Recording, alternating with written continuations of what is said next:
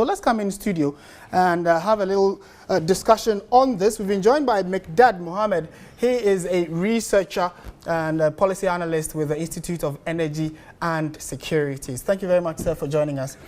To start with, it looks as if almost every key stakeholder or key voice in this discussion is not surprised that we've come to this position. But from the position of the IES, do you think that heads must roll or some stringent action must be taken following this unfortunate development? Well, first and foremost, thank you very much for having me. We actually saw this coming. Oh, you did? It was just a matter of time because you didn't want to jump the gun before the facts came clear. Before the takeover by PDS, there were some conditions they were supposed to have met, and these conditions were put together by MIDA, which was supervising the transaction. If you leave such transactions in the hands of the politicians, you know what happens. And it's for this reason that the U.S. government, with the compact, put together MIDA for them to supervise this process, so that at the end of the day we can have operational and technical competence and efficiency in the management of the power sector distribution. So with the conditions, PDS not meeting the conditions, they had an agreement of a sort, which was against the lease and assignment agreement they signed on 13 July 2018. They were required to show proof of the existence of funds they were going to invest. They were supposed to provide guarantees that were from banks, which were acceptable to all parties in the transaction, which they failed to do as at the time of the transaction.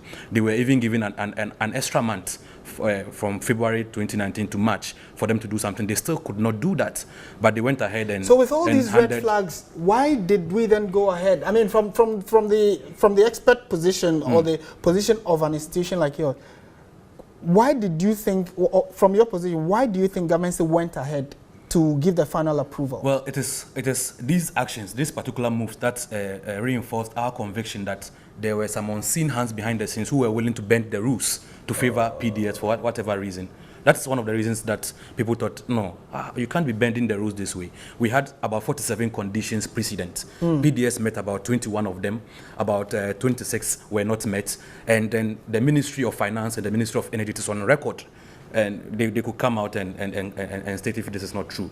They transferred the conditions precedent to conditions subsequent, which means that conditions PDS was supposed to have met before they took over were now made into conditions they should meet after they have taken over, which is clearly against the agreements all the parties signed in July 2018 before the takeover. And indeed, PDS itself had written to MIDA, to the Finance Ministry and the Energy Ministry, and copied MIDA, in which they were stating, and Philip, I used to sign that letter. We'll make it available to you as the days roll by. We'll be grateful. They stated clearly that they could not raise the amount involved, and they were asking for reinsurance. They wanted to transfer the bond into insurance that were guaranteed. That is where Al-Qut came into the picture. Even that move in itself is an illegality per the lease and assignment agreement, but fine. They were the selected parties. They are facing problems. Let's just give them the chance. Now, PDS comes into the picture, and what they were doing was to reinforce their receivable collections, which is debts which people owed UCG. They were intensifying to collect it and now present that cash as monies that they were reinvesting back into UCG, which is something that my mother at home can do. You just deploy police and military men and apply pressure and collect the money as receivables and present it that that's what you are reinvesting. And don't take my word for it. There's a reason why Nancy Pelosi is in this country. And it was not in anybody's interest to come out at this time. It is because there's a force that pushed things to come out at this particular time.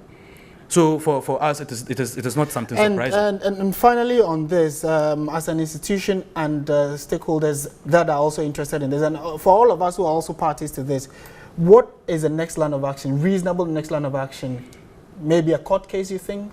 Well, the most important thing is that Ghanaians want value for money, whether it is XYZ or PDS or ABC. We want to put on our light and get proper light. We want to have efficiency and proper distribution in the power sector. So I know that as at now there's a lot of meetings going on. Some people are even meeting think tank people to try and skew the discussion in some way. The most important thing we must let the people of Ghana know is that something has gone wrong, and that wrong must be clearly stated. We must not treat this one like a Mary, where we scapegoated the former energy minister without looking down and seeing the people who gave him the advice on a Mary. There were people who were supposed to have done due diligence. We have two basic due diligence here. Due diligence you do before the takeover, right, and due diligence after the takeover. And so the due diligence after the takeover is what people are trying to emphasize, which is that after taking the guarantees, now you check and you realize they are fake. No, the basic due diligence is that they say take the guarantee before you hand over. You did not do that due diligence. That is what we want the people to know. What happens to the other shareholder, which is Morocco? They had gone through the right process. They're documenting. They are basically the people PDS is in for. Okay. Yes. Okay.